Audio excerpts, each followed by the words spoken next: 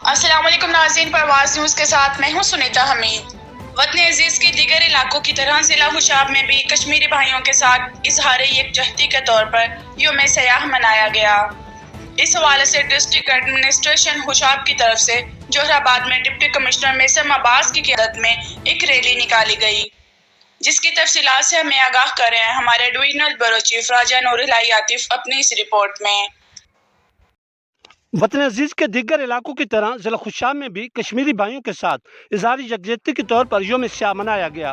اس حوالے سے district administration Khushab کی طرف سے جوہر آباد میں ایک ریلی نکالی گئی، جس میں deputy commissioner Khushab Maisam Abbas, assistant commissioner Ishtiaq Ahmed, deputy director social welfare district Khushab Malik Imtiaz Ahmed Mangat کے علاوہ rescue 1122 Khushab, education department, police, Anjuman Tajiran سمیت سماجی اداروں اور تنظیموں کے کارکنوں نے بھرپور شرکت کی۔